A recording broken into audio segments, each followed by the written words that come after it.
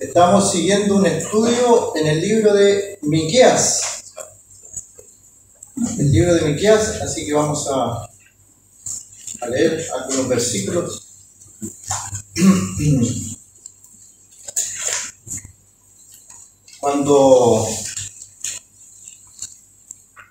Las veces que he estudiado algún libro, hay partes donde se demora uno un poco más, producto de que me llama la atención algunas palabras, algunas ideas. La vez pasada me llamó la atención esta idea de la vid, de la higuera, la consideré. Y estando considerando este versículo, quedó dando vuelta una palabra, así que hoy día voy a considerar Miqueas 4:4, una palabra que hay allí. En realidad tiene que ver con lo totalmente opuesto a la fe, lo que es la fe. Dice Miqueas 4:4: y se sentará cada uno debajo de su vid y debajo de su higuera, y no habrá quien los amedrente, porque la boca de Jehová de los ejércitos lo ha hablado. La palabra es la palabra amedrentar. Verso 5: aunque todos los pueblos anden cada uno en el nombre de su Dios, nosotros con todo andaremos en el nombre de Jehová nuestro Dios eternamente y para siempre. En aquel día, dice Jehová, juntaré la que cojea y recogeré la descarriada y a la que afligí, y pondré a la coja como remanente y a la descarriada como nación robusta. Y Jehová reinará sobre ellos en el monte de Sión desde ahora y para siempre. Y tú, oh torre del rebaño, fortaleza de la hija de Sión, hasta ti vendrá el señorío primero, el reino de la hija de Jerusalén. Ahora, ¿por qué gritas tanto? ¿No hay rey en ti? ¿Pereció tu consejero, que te ha tomado dolor como mujer de parto? Duélete y gime, hija de Sión, como mujer que está de parto, porque ahora saldrá de la ciudad y morarás en el campo y llegarás hasta Babilonia. Allí serás librada, allí te redimirá Jehová de la mano de tus enemigos. Hasta ahí la lectura de la palabra del Señor. Este capítulo 4 tiene que ver con el reinado universal, como dicen algunos títulos que tenemos en la Biblia, reinado universal del Señor. También está en Isaías capítulo 2 y en Apocalipsis tenemos el reinado milenial, 1000 años. ¿Y qué es lo que pasa en estos 1000 años? O lo primero que pasa en los 1000 años cuando aparece allí en Apocalipsis,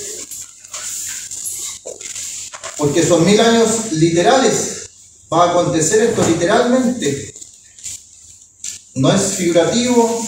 Hay algunos hermanos que en cuanto a lo escatológico, ellos no están de acuerdo con nosotros que sea literal.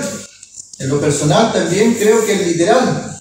Son 1000 años literales donde el Señor va a gobernar aquí en la tierra. Apocalipsis 20, verso 1 dice: y vi un ángel que descendía del cielo con la llave del abismo y una gran cadena en la mano, y prendió al dragón, la serpiente antigua, que es el diablo y Satanás, y lo ató por 1000 años, y lo arrojó al abismo, y lo encerró, y puso su sello sobre él, para que no engañase más a las naciones, hasta que fuesen cumplidos 1000 años.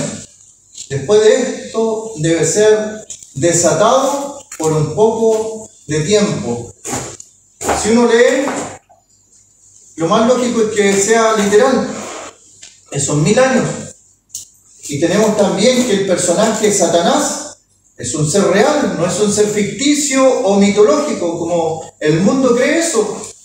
Incluso lo hacen como caricaturas o películas de terror, pero nada tiene que ver con el que aparece aquí en la Biblia, el engañador, el acusador de nuestros hermanos, el que engaña con sutileza.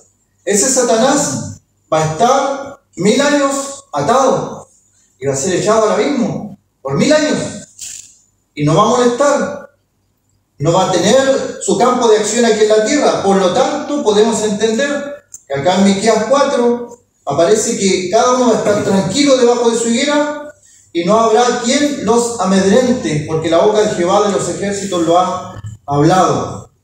Y amedrentar, atemorizar, es una palabra cuyo significado significa infundir miedo o temor, causar o sentir miedo, o también amenazar con un propósito definido. ¿Cuál es ese propósito? De infundir temor en las personas.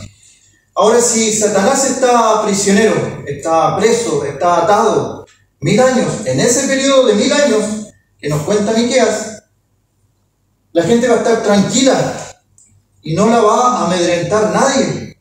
Y esto ha salido de la boca de Jehová. Pero ¿qué pasa en el día de hoy? O en el tiempo de Miqueas.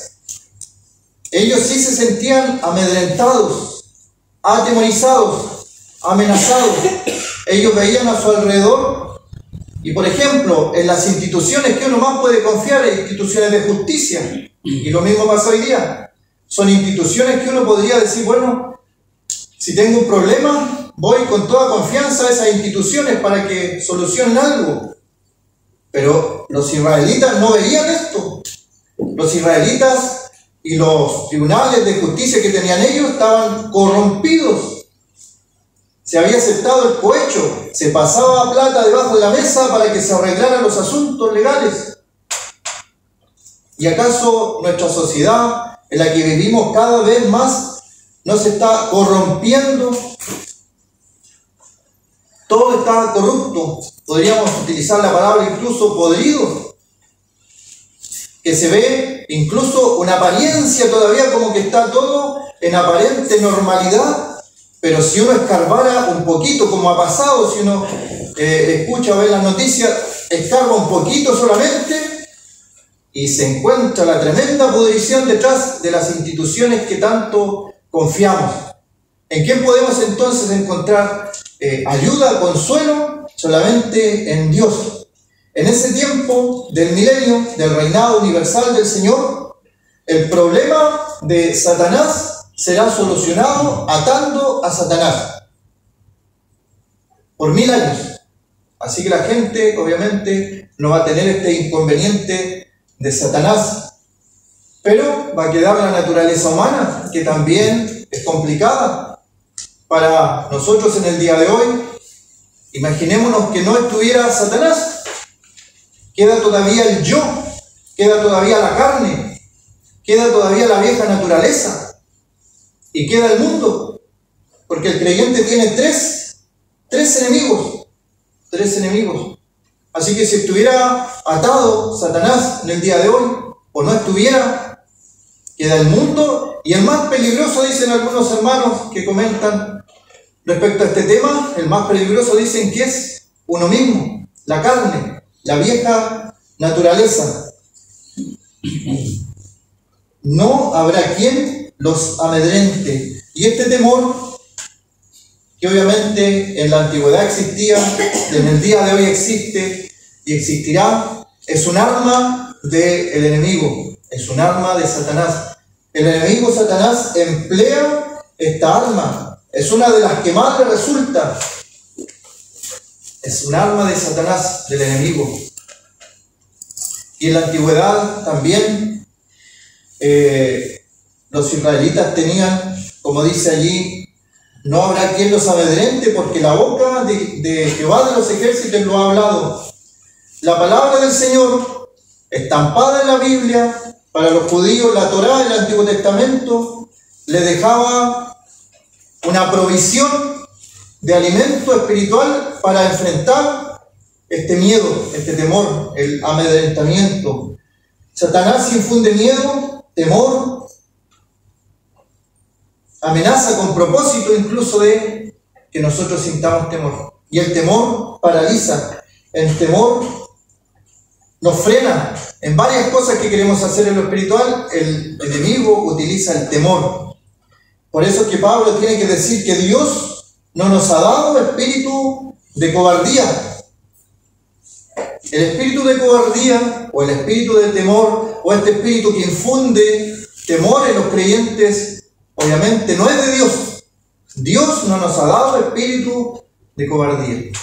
Y con cuánta facilidad a veces tenemos temor, somos amedrentados, y esta palabra, como decía al principio, totalmente contraria, el temor, el amedrentamiento, a lo que es la fe, a lo que es la confianza en Dios. Un primer versículo que vamos a leer está en Isaías 35.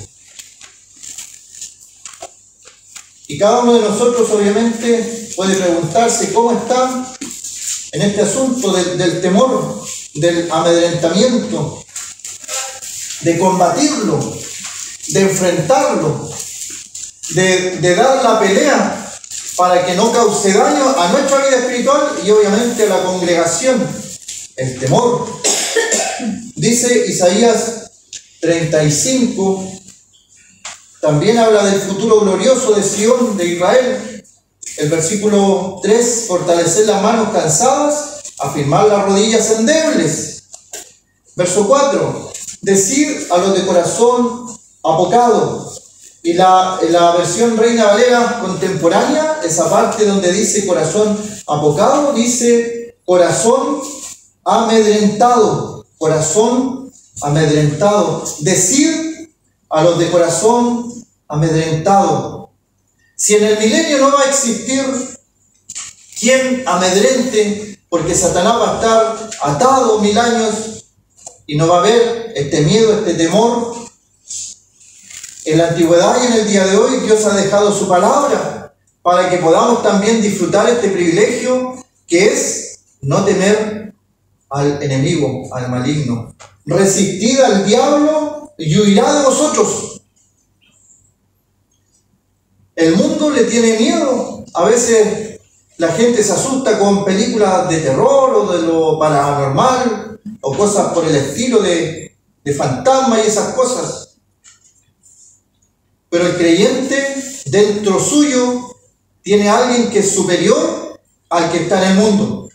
Y ese ser superior que está en nosotros es el Espíritu Santo. Ese Espíritu Santo nos puede ayudar en los momentos que tengamos temor, que enfrentemos alguna dificultad y que esa dificultad produzca que nuestro corazón se amedrente. Y la palabra que ocupa aquí es corazón apocado. Pero en la misma se podría traducir también, como lo hace la versión Reina Valera contemporánea, un corazón amedrentado. ¿Y qué es lo que hay que hacer en esos momentos de amedrentamiento? Decid a los de corazón amedrentado, esforzaos, no temáis, y aquí vuestro Dios viene con retribución, con pago. Dios mismo vendrá y os salvará. Entonces los ojos de los ciegos serán abiertos y los oídos de los sordos se abrirán. Entonces el cojo saltará como un ciervo, cantará la lengua del mudo, porque aguas serán cavadas en el desierto y torrentes en la soledad. El lugar seco se convertirá en estanque y el sequedal en manaderos de aguas. En la morada de chacales, en su guarida, será lugar de cañas y juncos. Todo lo malo que produce el corazón amedrentado se puede solucionar confiando en Dios. Dios mismo es el que viene y dice: y os salvará. Y cada vez más podemos entender que es un espíritu del enemigo que obra. Y por eso Dios nos ha dado un espíritu de cobardía, de temor. ¿Cuántas cosas que no hacemos para Dios por temor, por un corazón apocado, un corazón amedrentado, que infunde miedo, que infunde temor y al final ese temor paraliza cualquier actividad que se tenga. Tal vez estamos bien con deseos en el espíritu de hacer cosas por el Señor y de repente nos sucede algo y nos da temor hablar del Señor, y nos da temor invitar a alguien, y nos da temor entregar un tratado, y nos da temor compartir algo del Señor a otra persona. Temores muchas veces infundados. Muchas de las cosas que las personas temen que les suceda, más del 90% de las cosas que las personas temen que les suceda, nunca les pasa. Son preocupaciones. Están ocupados en cosas que nunca le van a suceder. Que nunca le van a suceder. Pero ese miedo a que posiblemente les pase, les impide realizar las labores. En lo espiritual, obviamente, puede ser lo mismo. ¿Cuál es tu temor para avanzar en lo espiritual? ¿Cuál es tu miedo? ¿Qué ha amedrentado tu corazón para detenerte en lo espiritual y no avanzar?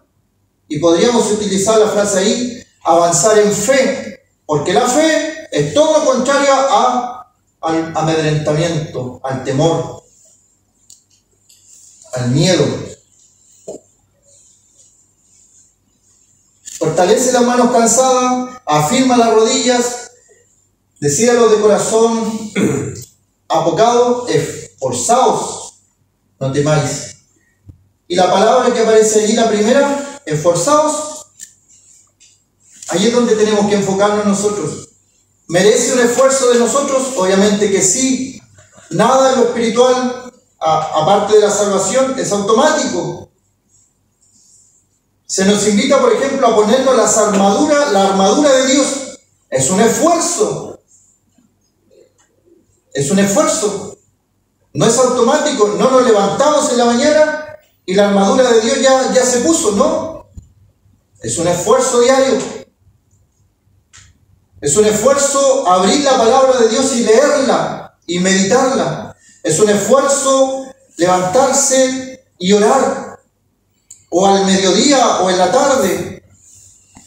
Como algunos profetas 3 veces oraban. Cantamos Daniel en el día, 3 veces oraba el profeta Elías. Y era una costumbre también. Pedro y Juan subían a la hora de la oración al templo.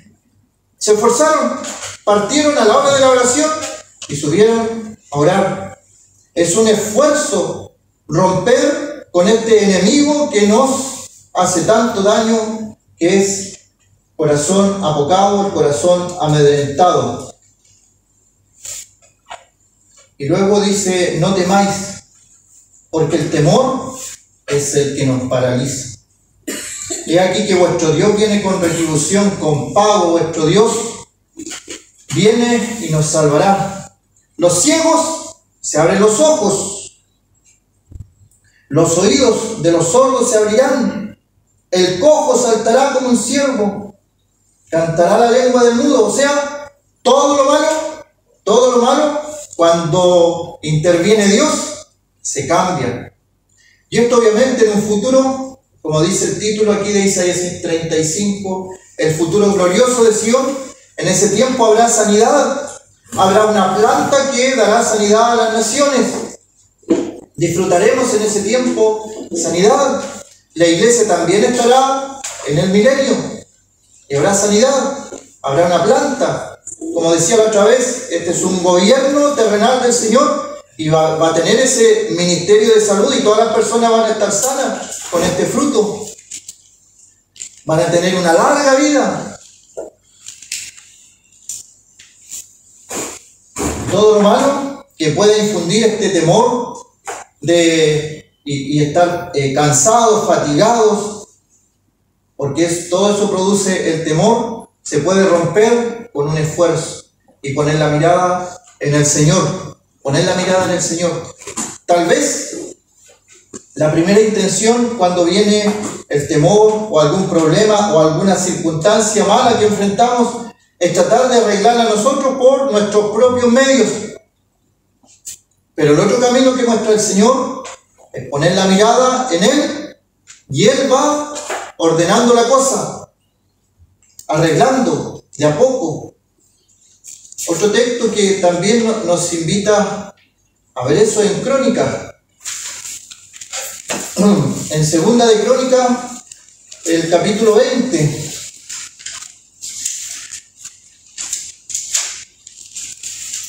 Fue algo que ocurrió.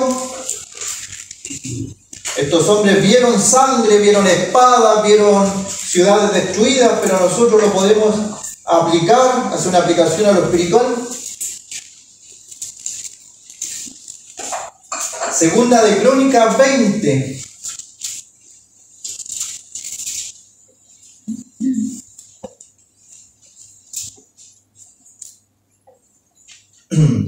Dice el versículo 15, y dijo: oíd, Judá, todo, y vosotros, moradores de Jerusalén, y tú, rey Josafat, Jehová os dice así: no temáis, ni os amedrentéis delante de esta multitud tan grande, porque no es vuestra la guerra, sino de Dios. Mañana descenderéis contra ellos, de aquí que ellos subirán por la cuesta de Cis, y los hallaréis junto al arroyo, antes del desierto de Jeruel. No habrá para qué peleéis vosotros en este caso. Paraos, estad quietos y den la salvación de Jehová con vosotros. Oh Judá y Jerusalén, no temáis ni desmayéis. Salid mañana contra ellos, porque Jehová estará con vosotros. Entonces Josafat se inclinó rostro a tierra, y asimismo todo Judá y los moradores de Jerusalén se postraron delante de Jehová y adoraron a Jehová. Aquí hay un caso: el corazón amedrentado de los israelitas frente a la batalla, frente a la guerra. Y como digo, fue algo real. Ellos veían personas morir, había sangre, espadas, flechas, toda una guerra. Obviamente el corazón se amedrenta frente a eso. Pero ¿qué le dice Dios? ¿Cuál es el consejo? Que Dios va a pelear por él. No temáis, no se amedrente vuestro corazón delante de esta multitud tan grande. Y no nos pasa a nosotros que frente a una dificultad que enfrentamos o algo tremendo que se nos viene, nuestro corazón se amedrenta y entra ese temor, entra ese miedo y puede consumir lo espiritual. Obviamente nuestra sociedad también está cada día con más violencia, con más maldad, crímenes que nunca habíamos visto en nuestro país, el sicariato, nunca habíamos visto tanto. Ahora por menos de 100.000 pesos se puede mandar a matar a alguien. ¿Cuándo habíamos visto eso? Y puede entrar el temor. Puede entrar el temor. El otro día dieron un reportaje de esta ciudad de Lota. Si yo no hubiera vivido aquí, me hubiera dado miedo esa ciudad. Todo lo que mostraban. Helicópteros, carabineros, corriendo por todos lados. Ahí está el temor. Pero es el Señor que controla cada una de las cosas que suceden en este mundo. Y a veces, por lo personal lo digo, a veces uno se olvida. Y entra ese temor. Y le invade el miedo. Y ahí uno dice, es un espíritu. Espíritu engañoso del enemigo. Satanás, el diablo, opera en el aire. Es un enemigo terrible. Y puede afectar también en nuestra espiritualidad. Pero ¿qué dice el Señor? No se atemoricen, no se amedrenten con esta multitud tan grande, porque no es vuestra la guerra, sino de Dios. Nuevamente se traspasa todo el miedo, toda la carga, todo el temor. Es un traspaso a Dios, a Dios. Tengo un problema muy grande que no puedo resolver. Bueno, traspasémoselo a Dios. Él puede hacer lo imposible, puede hacer un milagro, puede puede hacer cosas que el hombre no puede hacer. El Señor lo puede hacer. Como en el versículo que leímos en Isaías, nos invita a esforzarnos. Esa es nuestra parte. Esfuérzate para combatir ese espíritu, ese temor. Y acá, ¿cuál es el esfuerzo? Dice, no habrá para que peleéis vosotros en este caso. Paraos y estad quietos y ver la salvación de Jehová. Mire el esfuerzo que hay que hacer en este caso. Y que a veces nos cuesta más que el otro. ¿Cuál es el esfuerzo en este caso? Estar quieto. Estar quieto. Y a veces nos cuesta mucho estar quieto. También en lo espiritual. Y esperar que la salvación venga del Señor. Esperar que el problema pueda ser solucionado primeramente en el mundo espiritual, con las armas espirituales, con la oración, porque a veces agotamos todas nuestras instancias y en último caso decimos, vamos a orar por esto. No debiera ser todo, al contrario, lo primero, orar por la situación, pedir dirección al Señor y ver la salvación, ver la liberación del Señor en nuestras acciones, en nuestros casos, en nuestros temores. No habrá para qué peleéis. Por eso decía, es un esfuerzo también el estar quieto. A veces un problema, nos sucede algo y queremos nosotros arreglar la situación. Y nos desesperamos y tratamos de buscar la solución y hacemos llamadas y correos. Y el Señor a veces nos está diciendo, es un problema para que confíes en mí, para que veas mi salvación. Y yo voy a arreglar toda la situación. Y no tendrás para qué pelear tú, porque yo voy a pelear por ti. No habrá para qué peleéis vosotros en este caso. Paraos, estad quietos y ver la salvación de Jehová. Y ahí uno puede hacerse una pregunta. ¿Ha habido un momento en mi vida, en mi circunstancia, que yo haya llegado a este punto de confiar plenamente en Dios y decir, bueno, no tiene salida este problema, voy a esperar, voy a confiar en Dios, por alguna razón me está pasando esto? Y cuando confiamos plenamente y depositamos toda esa carga, porque es una carga, y la dejamos en el Señor, Él hace pero maravillas.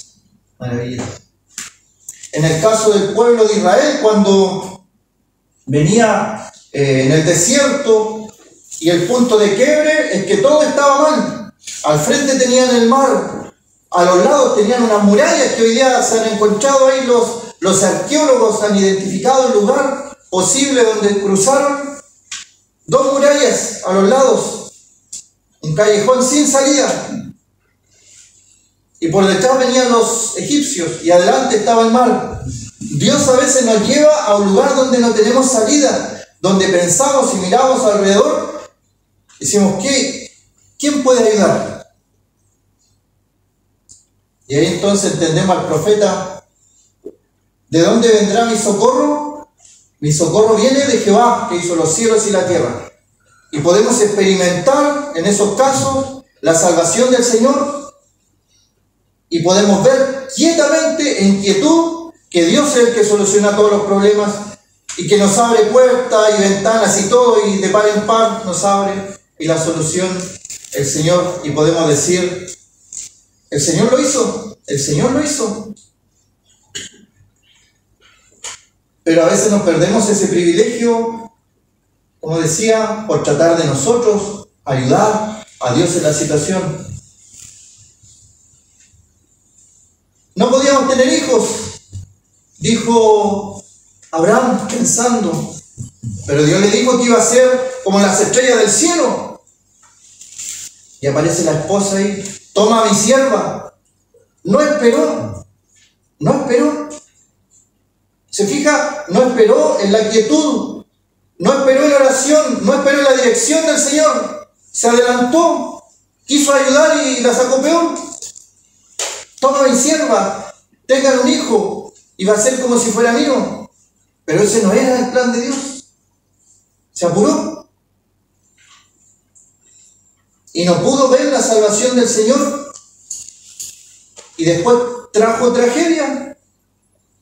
Después la sierva le estaba sacando en cara, ella era mamá y ella no, sufría.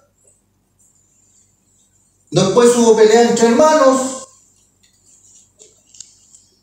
Después tuvo que echar a la sierva con su hijo.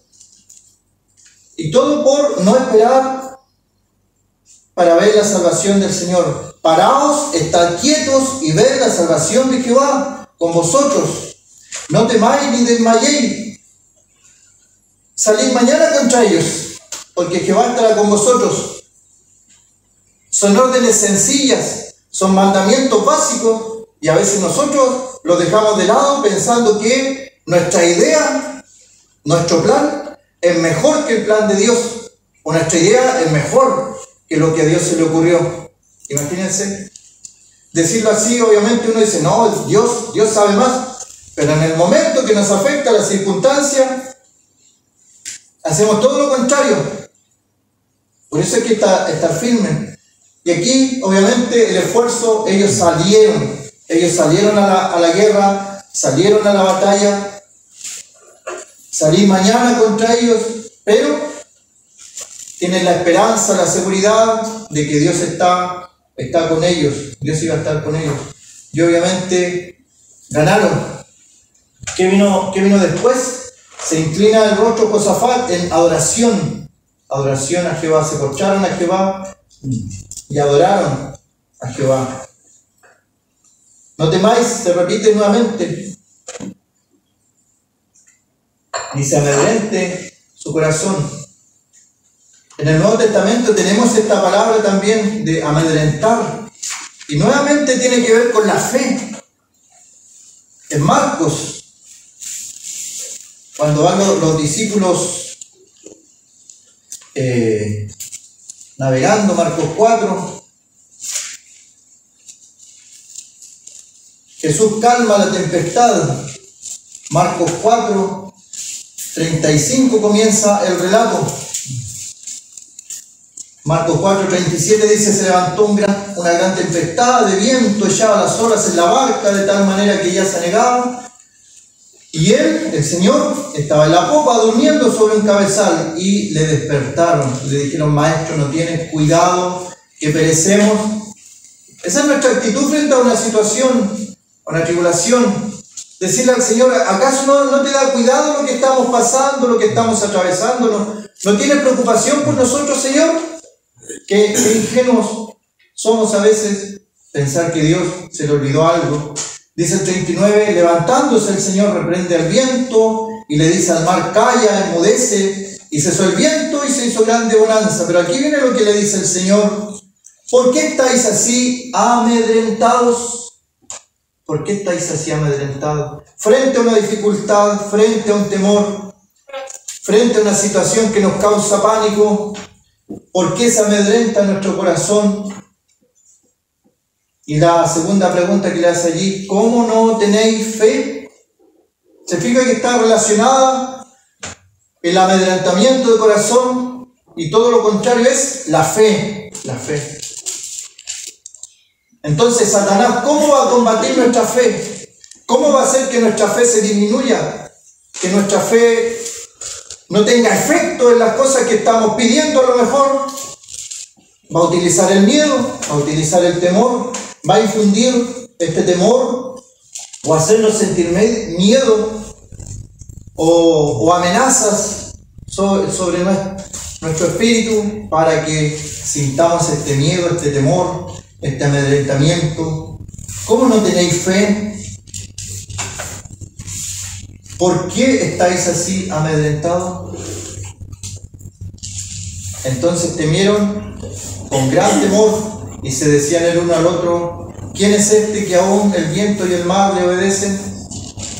A pesar de andar con el Señor, no conocían el poder del Señor. Viendo las cosas que el Señor había hecho, tenían temor ahora de lo que el Señor había realizado con el mar, con las olas. porque se hizo grande bonanza. Y ahí entonces preguntan, ¿quién? ¿Quién es este? Y a veces nos pasa que nuestro concepto de Dios es muy pequeño. Es muy pequeño. Y no consideramos toda la amplitud de lo que es Dios para que pueda tratar un problema. Cada uno de nuestros problemas, nuestros miedos, nuestros temores son nada. Sí, una pelusa delante de Dios, nada. Pero a veces nosotros nos ahogamos en un vaso de agua. Y Dios está esperando ahí. Dios está esperando que vayamos a Él, que le clamemos a Él. Dios no le arregló el problema a los apóstoles aquí. Él va durmiendo. Ellos tuvieron que despertar al Señor. Ellos tuvieron que hablar al Señor. Y es una invitación a la oración. Nosotros tenemos que ir a Dios en oración. Dejar nuestras cargas en oración al Señor. Él lo sabe todo. Pero quiere, nos invita una y otra vez a orar, a pedir, a clamar, a presentarle nuestras peticiones, nuestras necesidades. Por nada estéis ansiosos, antes bien sean presentadas nuestras súplicas, vuestras oraciones a Dios. Pero si no lo hacemos, si los discípulos no hubieran despertado al Señor, hubieran seguido allí, en la tormenta. Ellos lo despertaron.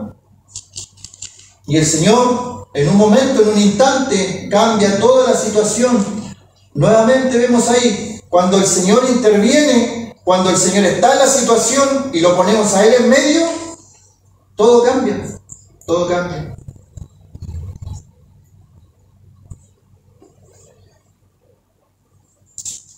¿No tenéis fe? ¿No tenéis fe?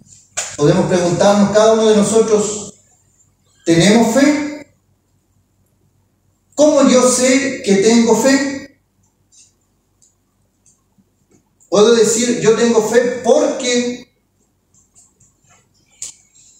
pasó esta situación, oré al Señor, el Señor respondió de esta forma y me mostró sus maravillas. ¿Tenemos esa experiencia? ¿O a veces nos quedamos en la teoría? Podemos hacer mucha teoría, pero no vivir en la práctica del cristianismo.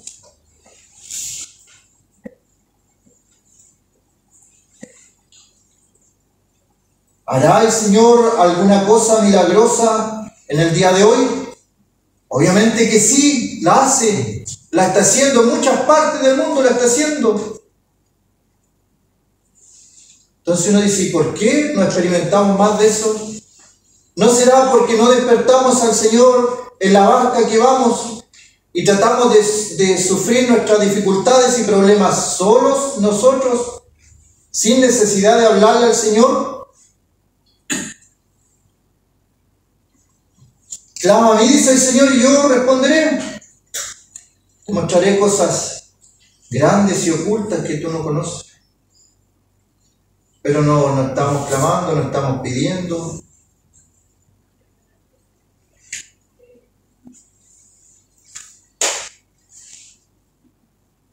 Juan 10.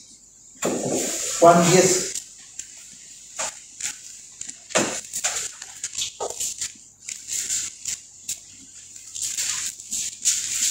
El Señor se presenta en Juan 10 como el buen pastor que su vida da por las ovejas, pero también ahí aparece otro personaje que es el ladrón. Obviamente ese ladrón representa a Satanás, al enemigo. Juan 10:10 dice, el ladrón no viene sino para hurtar, matar y destruir. Yo he venido para que tengan vida y para que la tengan en abundancia. Obviamente, ninguna de esas cosas es buena, todas son malas. Y ese ladrón, el enemigo, Satanás, actúa en el día de hoy también, obrando de esta forma, hurtando, matando, destruyendo. De tal forma, infundir miedo en el creyente, temor en el creyente. Y afectar el normal funcionamiento de una congregación. Es el enemigo. El término hurtar, a diferencia del robo, por ejemplo, cuando a alguien le hurtan algo, es que le quitan algo sin que la persona se haya dado cuenta. Si se da cuenta, es un robo. Si no se da cuenta, un hurto. Hurtaron algo. Cuando hay personas que carterean y se dan cuenta, le robaron. Y la palabra que usa aquí es hurtar. Hurtar. Le hurtaron. A veces el enemigo nos ha quitado cosas, nos ha hurtado cosas y nosotros ni siquiera nos hemos dado cuenta. No nos hemos dado cuenta. Puede ser en un ámbito congregacional que el enemigo ha hurtado cosas. Puede ser en un ámbito familiar. En nuestra familia, él ha hurtado cosas de nuestra familia que en otro tiempo eran cosas espirituales, que hacían bien a la familia y hoy día no se están haciendo. Y obviamente en el ámbito personal, individual, el enemigo puede hurtar cosas y matar también. ¿Cuántos sueños ha matado el enemigo en tu vida, en mi vida, en la vida de la iglesia, de la congregación? ¿Algún proyecto que haya matado Satanás? ¿Algún proyecto bueno? Y entra Satanás. ¿Cuáles son sus armas? Matar, hurtar, destruir. A la iglesia de Corintio, ¿qué es lo que le hizo a la iglesia de Corintio? Metió levadura, metió pecado en la iglesia. Atacó por otro lado con las divisiones. Yo soy de Pablo, yo soy de Apolo. Me gusta que predique este hermano, me gusta que predique este otro. Ataque de Satanás. Esas son sus armas. Y entre más sepamos la forma que Satanás ocupa para atacar a una iglesia, vamos a estar más atentos. Porque a veces ocupa hermanos o hermanas para hacer estas cosas, lamentablemente. A veces nosotros mismos somos instrumentos. Satanás ataca para no hacer la obra de Dios. Y saben que Pablo tenía también este concepto, esta idea. A los filipenses le escribe algo. Vamos a leer, con esto terminamos. Filipenses, capítulo 1.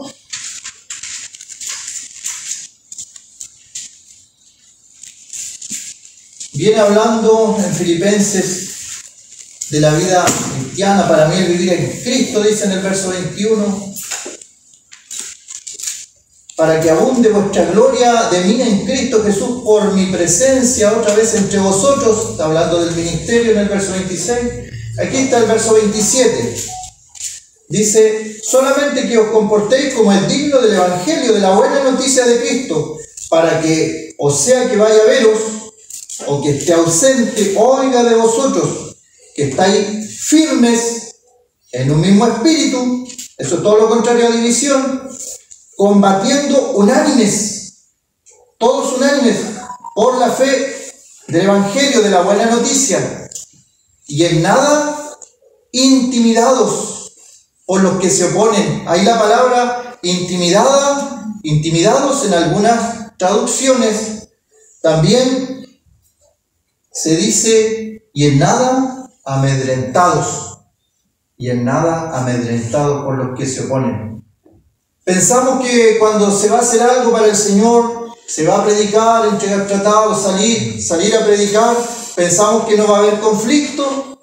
Estamos equivocados. Siempre que se va a hacer algo por la causa del Señor, se va a levantar oposición. Porque eso demuestra que la causa del Señor, porque hay oposición. En nada amedrentados, que el corazón no se amedrente por los que se oponen, que para ellos ciertamente es indicio de perdición, mas para vosotros de salvación, y esto de Dios. Siempre que se levanta algo por el Evangelio para el Señor, o la iglesia se levanta, siempre va a haber oposición, siempre se va a levantar gente en contra, oponiéndose a cada una de las acciones que realizan los creyentes. Y lo estamos viendo. Hermanos que se están levantando a predicar en las calles y se utiliza el gobierno, las policías para tomar detenidas a esas personas. La otra vez mencioné el caso de en Inglaterra, tomaron presa a personas, a hermanas, por estar fuera de una clínica abortiva. Las tomaron presas porque le preguntaron qué estaban haciendo, estaban orando fuera de ese lugar. Personas que han estado en la calle predicando, las toman prisioneras, presas. Y no estamos hablando de países muy lejos que están, no sé, lo que hablaban antes de países árabes, que uno sabe que son opositores totalmente, ¿no? Inglaterra, en Irlanda, donde tomaron al profesor preso por decir que solamente había hombres y mujeres, porque su fe se lo decía, preso. Se oponen. Cada vez que se levanta algo para el Señor, hay oposición que también se levanta, pero tenemos armas que podemos usar para enfrentar este espíritu de temor, espíritu que nos frena. Vamos a quedar hasta allí. Que el Señor bendiga su palabra.